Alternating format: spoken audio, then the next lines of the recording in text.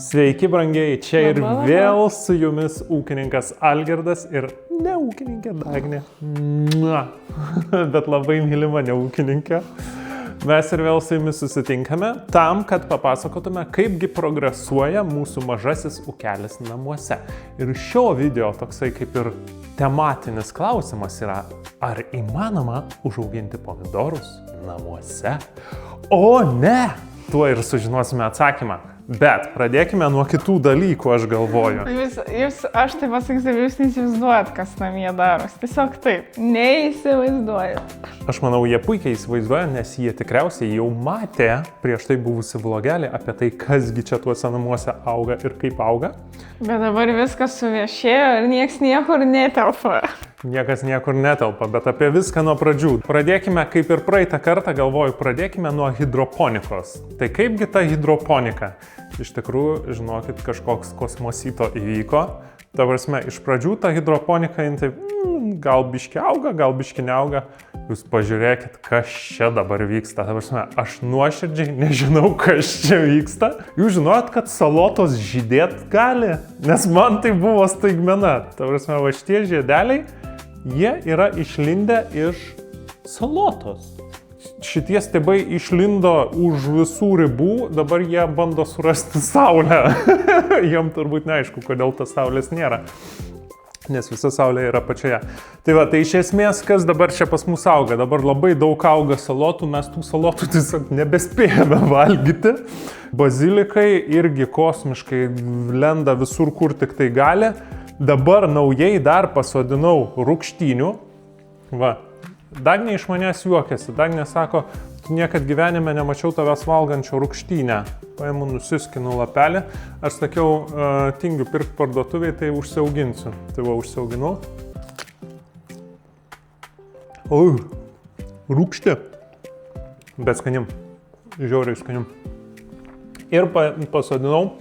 Eksperimento dėliai pasodinau vieną braškę. 30 daigų buvau nusipirkęs, 15 vis dar yra šaldytuve, nes neturiu kur dėti. Iš tikrųjų, gal reiktų iš šitas skylės irgi sudėti. Tai va, tai braškė panašu irgi labai gerai auga, jau dabar nužydėjo. Tai nežinau, gal kažkada braškės išlys. Aš nežinau, kokio progresų, kaip ten viskas turi vykti. Bet kuriuo atveju auga gerai. Tai va, bet čia yra detalės, čia yra tik tai įžanga. Pakilkime aukštyn ir pasižiūrėkime, kasgi vyksta su mūsų pomidorais ir ar galima vis dėlto juos auginti namuose. Aukštyn!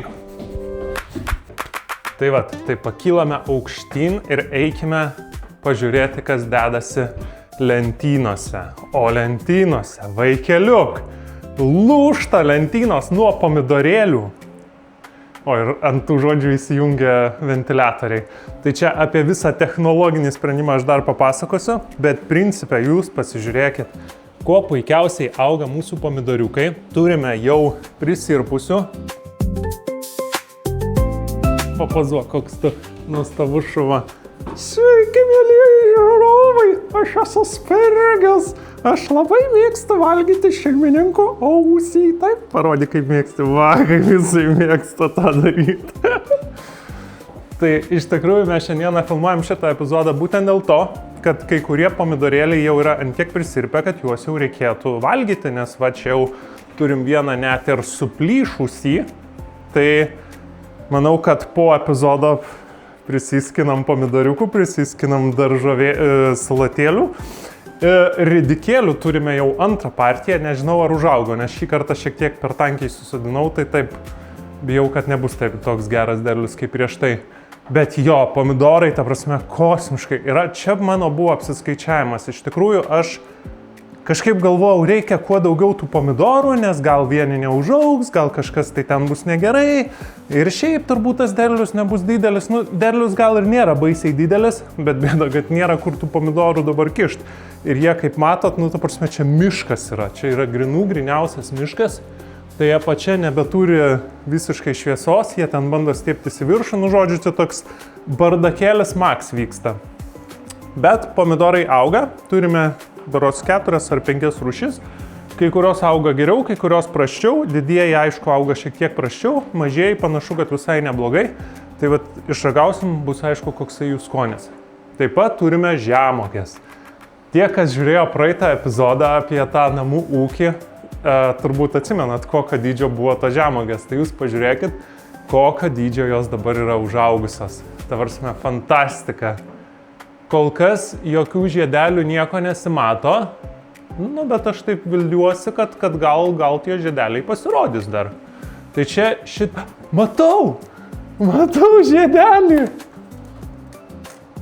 Jūs pažiūrėkit, va, žiedelis. Nežinau, ar matosi, bet va, žiedukas. Tai va, tai čia staigmena ir man, nes šito žiedelio nemačiau prieš tai. Tai čia mes turime 12 žemuogių užaugintų iš sėklų. Tai buvo mano maks sudėtingas projekčiukas, nes tos sėklos visiškai nenorėjo man dygti, bet galiausiai aš jas šiaip netai priverčiau išdygti, tai labai džiaugiuosi, tikiuosi, kad gal kažką ir paragausim. Žinau, kad jūs žinote, jog buvo grybai, tai vis dėlto kaip su tais grybais buvo. Mes juos išsikepėm, aš taip ir nenufilmavau, ar ne, kaip mes juos išsikepėm, Dagnė purto galvą. Tai nenufilmavau, bet mes juos išsikepėm, buvo iš tikrųjų, kaip aš Dagnei sakiau, grybas. Aš negaliu sakyti, kad buvo baisiai skanu, bet iš tikrųjų, jeigu po to pasidarai kokį padažiuką iš jų, tai toks, visai gerai sueina. Tai dabar užsisėjau dar naują partiją šitų grybų. Tai va, tai dar kol kas niekas neišlindė. Jie va dabar tokioj stadijoje yra. Tai yra užklijuotos skylutės. Ir po 2 savaičių turi tas skylutės nuklijuoti ir tenai jau turi būti užsimezgę tos grybiena, žodžiu, iš kurios tada pradeda lysti jie taip gražiai. Tai va, tai žodžiu, tai čia kol kas ramybės būsenoj, čia dar turim pomidoriukų ir turime ridikėlių. Tai kaip sakiau, su ridikėliais šiek tiek šį kartą būsiu persistengęs. Tai žodžiu tas. Turime dar braškyčių, čia jau yra braškės iš tų daigų. Jos buvo pirktinės iš interneto, gavau kažkur apie kovo mėnesio pradžią turbūt. Ir su šitom tai taip ifi. Iš vienos pusės jie labai gražiai auga, tie, kurie auga, jie auga labai gražiai, bet turime ir tokių, kurie visiškai neprigijo. Tai nežinau, dar palikau, galvojau, gal kažkas tai išlys, bet panašu, kad jau čia viskas aleliuja šitam. Va, šitas irgi toks kažkoks va pavytė lapai, kažkas nepatinka, čia va irgi toks skurstantis, čia irgi visiškai nuskūręs ir va kažkaip artimesni labiau skūruoja negu tie, kurie yra toliau. Tai ar čia koks kersvėjais, ar kas čia, nežinau, servukas, į servuką nežiūrim.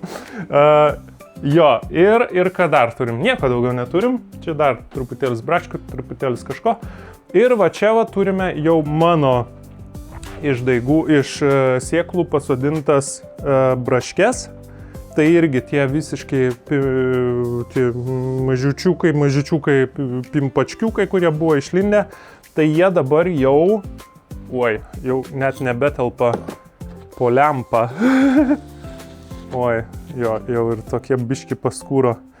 Tai va, reikėtų kažką truputį daryti su šitais, juos kažkur reikia bandyti iškelt, nes jie va, jau lempa truputį jam trukdo augti. Tai žodžiu, tai situacija yra tokia. Dar šiek tiek grįžkime prie pomidoriukų. Žmona brangioji, aš tave vedu, nes tu nieko nematai, nes tu filmuoji. Ateik pas mane brangioji. Taip, grįžome mes prie pomidoriukų. Ką noriu papasakoti, tai vat, kaip sakiau, įsijungia ventiliatoriukai. Susikonstravau poną Samadielkatroną. Tai Samadielkatronas, ką jis daro? Čia turime prijungtus 9 ventiliatorius. Iš tikrųjų, nuo kompų paimti ventiliatoriai.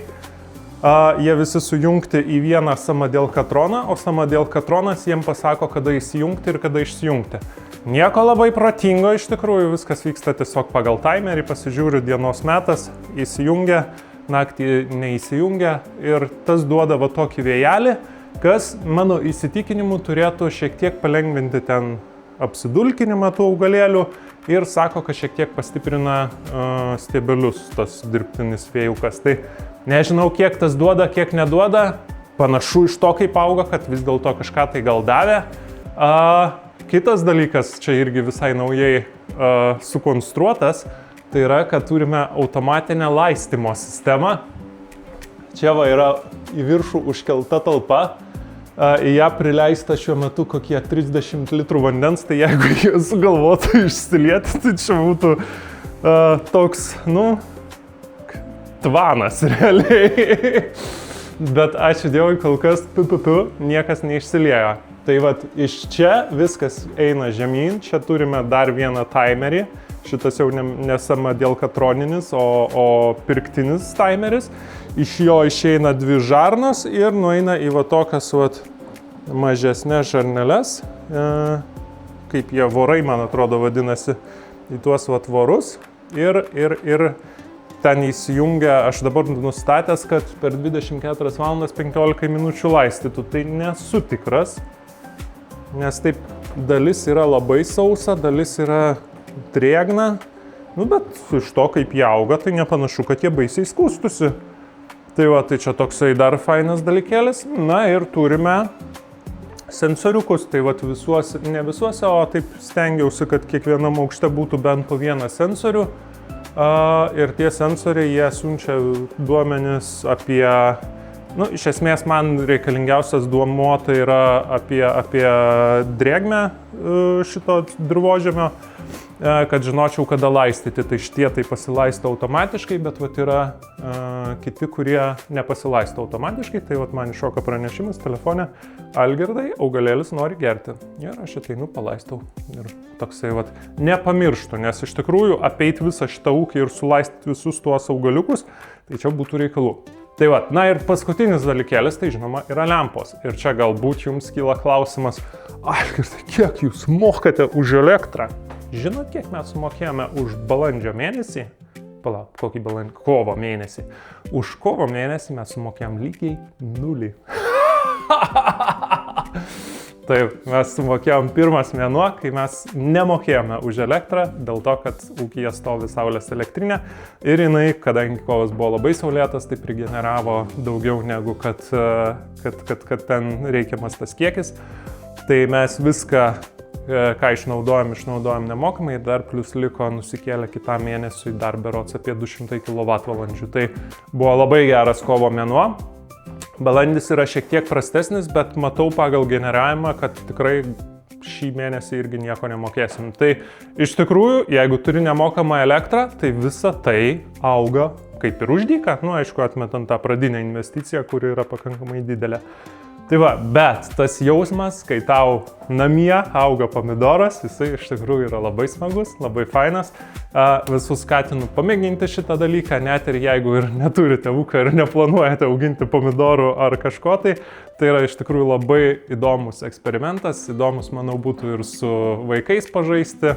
Tai tikrai nusipirkite žemės, pasistudijuokite, kaip tą žemę ten pamaišyti su kuo, kaip užsodinti, ką daryti toliau, kokius ten kibirus dėti ir taip toliau, nes tikrai viską galima. Vienas mano patarimas, jei jau pasiryšite pomidorams būtent, tai rinkitės kuo žemesnės veislės. Tai vat, pavyzdžiui, čia yra Venus ir Vilma, tai yra mano mažiausios turimos veislės. Tikrai galima tokiuose kibiriukuose, čia yra 5 litrų kibirai ir juose pilnai užtenka. Tai aišku šviesos klausimas, nes pavyzdžiui ant palangių yra porą pomidorų ant palangių pastačiau kaip eksperimentą. Tai jie taip neypatingai, man atrodo, yra susižavėję ta šviesa. Tai tas dirbtinas apšvietimas, jis jiem vis tiek bet kuriuo atveju matyti yra reikalingas. Arba tada jau sulauk šiltesnių dienų ir nešti kažkur į balkoną. Bet man nėra taip smagu, man čia yra, tu praeini ir žiūri tau pomidoras ir aš jau jaučiu, kad artėja tas metas. Žinot ką, ir padarykim. Atėjau ir nusiskyniau pomidorą. Skanaus, ponės ir ponai. Toks jau panokęs, bet skanus. Pomidoras, pirmas pomidoras užaugintas šiomis rankomis. Žiauriai faina. Dagne, tavo baigiamas žodis, tavęs buvo labai daug šiame video. Tai žiūrovai nori išgirsti nešališko žmogaus nuomonę, ar verta auginti pomidorą namie. O tai gal galiu pirmą pati paragauti, nes man tai nieks nedavė. Kvapas kaip iš šiltnamio. Viskas gerai su tuo. Tikri pomidorai. Skanus. Truputį odelė per storą man šitos veislės, bet šiaip skanus. Sveikinu, ūkininkai Algirdai, turim namie pomidorų, bet yra dar kita veislė, Algirdas jos neragavo, aš paragausiu dėl to, kad labai ilgai sušnekėjo. Pabandom. Dabar pabandysim. Čia yra Pear Drops pomidorai. Nori ir tu pomidorą? Šitie saldus, o ne rūgštus. Labai gerai. Nu, žinokit, nepykit, bet mes einam daryti salotų iš naminių daržovių. Tai nėra kada mums čia kalbėti. Tai aš taip norėjau išgirsti, ar verta auginti pomidorą ir tu taip ir neatsakėjai.